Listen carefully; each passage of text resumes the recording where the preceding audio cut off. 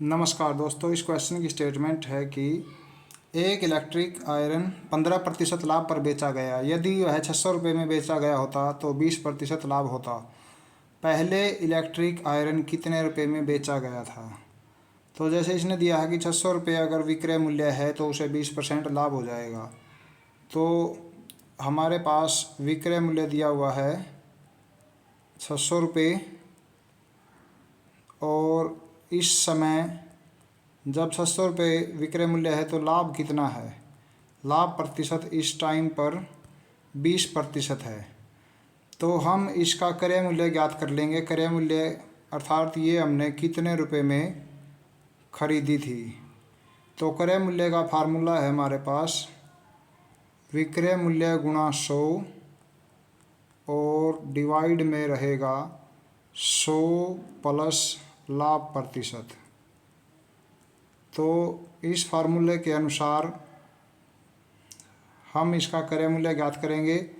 तो जैसे विक्रय मूल्य इस टाइम पे हमें लगाना है 600 रुपये, और मल्टीप्लाई में रहेगा 100 और नीचे आ जाएगा 20% लाभ है तो 100 प्लस 20 आएगा।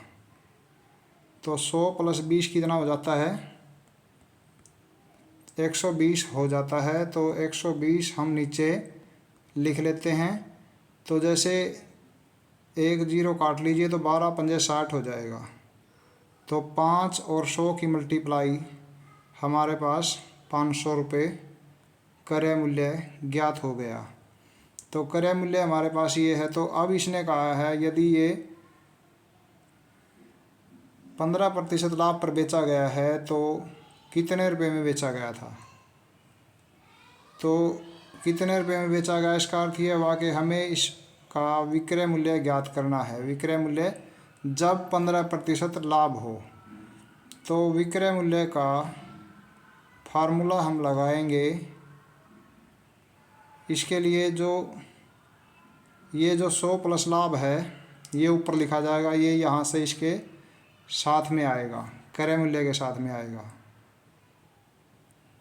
क्रय मूल्य और 100 प्लस लाभ प्रतिशत,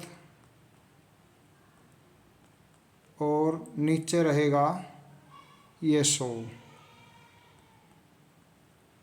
तो अब हम इस फार्मूले से हम विक्रय मूल्य ज्ञात करते हैं। तो क्रय मूल्य हमारे पास 500 रुपये आया हुआ है, और लाभ इस अवस्था में लेना हमने 15%।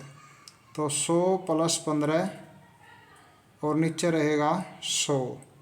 तो इस 100 से हम 500 की 2 जीरो आपस में काट लेते हैं। तो अब हमारे पास रह गया 5, और इन दोनों को प्लस करते हैं तो हमारे पास आ जाता है 115। तो 5 और 115 की जो गुणा आती है 15 पचे 75 होता है। तो 575 रुपये हमारे पास विक्रय मूल्य आ गया है। हमारा विक्रय मूल्य वो है जब हम 15% उसे लाभ पर बेच रहे हैं। तो ये ही इसके अंदर पूछा गया था, 15% लाभ पर बेचा जाए तो इसका विक्रय मूल्य क्या था, अर्थात वो कितने रुपए में बेचा गया था इलेक्ट्रिक आयरन। तो 575 हमारे पास थर्ड ऑप्शन दिया गया है। तो ये थर्ड ऑप्शन इस क्वेश्चन का सही जवाब बन जाता है। धन्यवाद।